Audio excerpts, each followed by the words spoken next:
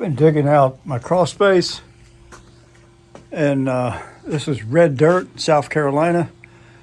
It's like rock, so it doesn't want to move laterally very much, which makes it easier to do this, but it is hard to dig. But since I'm kind of doing this piecemeal whenever I feel like it, rather than trying to pour a concrete slab down here when it's all finished, I decided to use these pavers, and it's working pretty good. These are 16 by 16 inch gray concrete pavers I got from Home Depot. These I put a polymeric cement in between as a grout. It seals them together pretty good. I haven't done that yet with these. I'm still working on it. But one of my issues is, this stuff adds up. These pavers are about $4.97 a piece. So 10 of them is just under $50. And then if you use a lot of the paver sand like this paved stone paver sand, this is like $5.47 a bag. This is from Home Depot. Well, I found out that I've got a vein, basically like a compacted sand here in this basically red dirt area. So I decided to start digging this out, and it powders up into loose sand pretty well. And so I'm digging this out and using this in place of the sand for 50-pound bag. I think it's 50 pounds for 0.5 cubic feet anyway. For $5.47. It adds up, and so this is working out pretty good. And I'll show you here in a minute just how it spreads. This stuff, this vein of this compacted sand here, it's like almost like a crushed granite more than anything, since we don't have any limestone or anything like that here. There's a band of what they call Columbia sand down about halfway down to the coast. But this is not that. This is something different. It's almost like powdered granite. But I found out it's not that hard to dig loose. So I'm just digging it out and shoveling it up, taking it where I'm using the pavers, and it works pretty good. This is a shovelful of that crushed up stone back there that I'm using for paver sand. I just spread it around, and there's some clumps in it. But usually what I'll do is I'll just rake it around a little bit, kind of level it up roughly. Then I've got this compactor here. It's good it breaks up those clumps really well. There's really nothing to them. I'll get my knee pads and show you how I can lay a paver stone here. Now, a set of knee pads, definitely worth the investment. Really save your clothes and save your knees, that's for sure. So I'm going to have to work on this a little bit. I've got a paver stone here. Let me level this up a little bit. I also have a bucket of standard paver sand here, which I try to minimize the use of it, but I will use it if I need it for some fine leveling or something. Try to get this about right.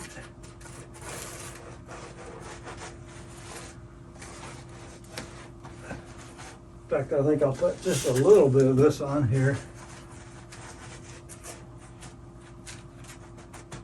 Let's see how a paver stone sits in there. One good thing about this project, I don't need to lift weights. I can just do this. A little bit high, so I got to lower it. Way high. You can see there. So we'll take some away. Just about the whole thing was high. So I'm going to lower it.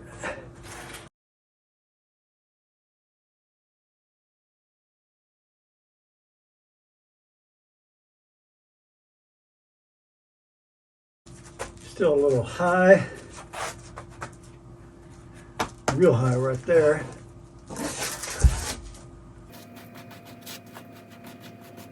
Better rather than try to make this perfectly flat, putting little grooves in it helps setting it kind of like tile.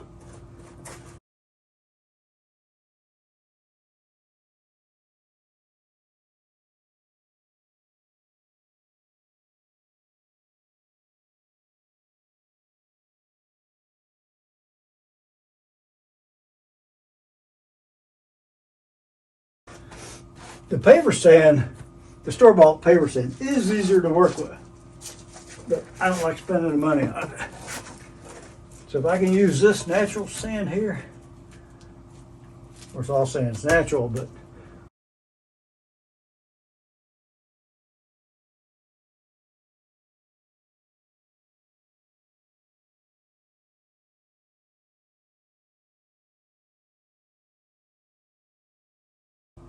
a little bit low there. So what I'm going to do is I'm going to make up that difference with the actual store-bought paver sand, because it's a little bit easier to work with, but this way I don't have to use much of it.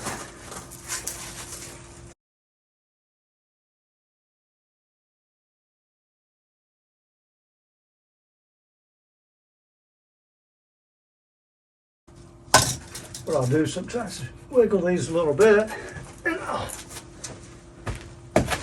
step on them and losing my knee pad, and tap it with this rubber mallet, not too hard, you'll break it.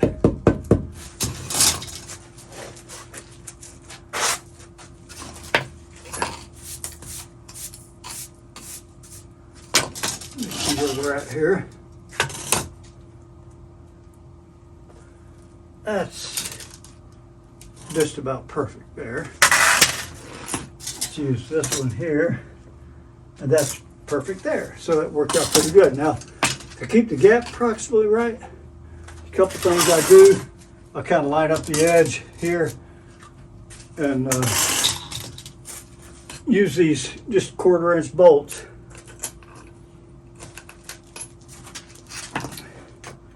Between the pavers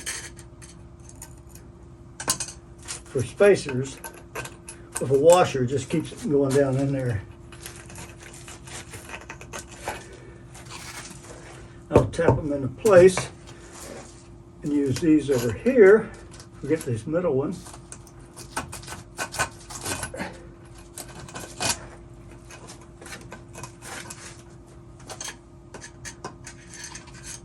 Got to make sure you're if you're going to pry on these things, one you've already placed, you need to hold it down, or else you'll just move it instead of the one you're trying to move. Okay, that's actually not too bad.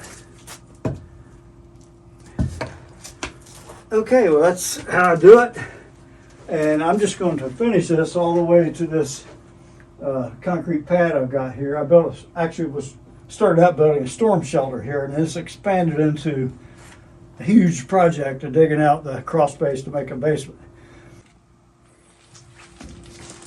Well, sometimes using a level to propagate yourself through a long distance, you can really get out of whack. I've got a piece of conduit here that I use to double check against the height against the floor joists to see if I'm staying about the range where I want to be. And that's just about perfect. And one problem I've got, this old house was built in 1947. They used rough cut lumber for the floor joists. They're not all perfect. They vary in width, being rough cut. So anyway, I do use this as an extra check, make sure I'm really not getting out of alignment there and out of level. And one other thing I wanted to point out was when I started this project, I need to put some water heaters under the house for a geothermal heat pump system. Eventually I replaced them with this hybrid hot water heater over here. But I remember before I started this project here, pouring this concrete, I did this myself using Quikrete. And it's all reinforced and real sturdy. I went to the building inspectors and I said, do I need a building code for that? He said, well, if you're not adding a footprint onto the house, not really, unless you're going to mess with the foundations, the footings. I said, okay, no problem. Well, guess what? I found out, you can see up there, there are not a single footing in this entire house. They would just put a little bit of mortar on this red dirt and lay bricks on it everywhere. This is all what I did myself, doing a dry pour as a retaining wall, reinforcement in it, but I didn't get underneath the curtain wall over there and just brought it up to it. And so in any event, it's just one of my interesting challenges in this place. It's much easier to build a house brand new than it is to try and deal with something old and all out of whack. I've finished my stairway down. I built underneath the upstairs stairway. Comes down here, you use these pavers. These have the polymeric grout in them that's sealed them together. And as I just showed you, I've laid these new pavers down here. Eventually, I'll get the whole thing, but for the time being, I'm going to back off on buying new pavers, but I just wanted to show you how well this has worked out. It's a good way to have a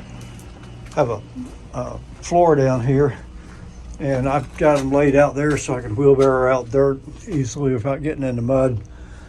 And but just I thought you would enjoy seeing this. If you liked the video, please like it. And thanks for watching. Please subscribe. We'd really appreciate it. Thank you.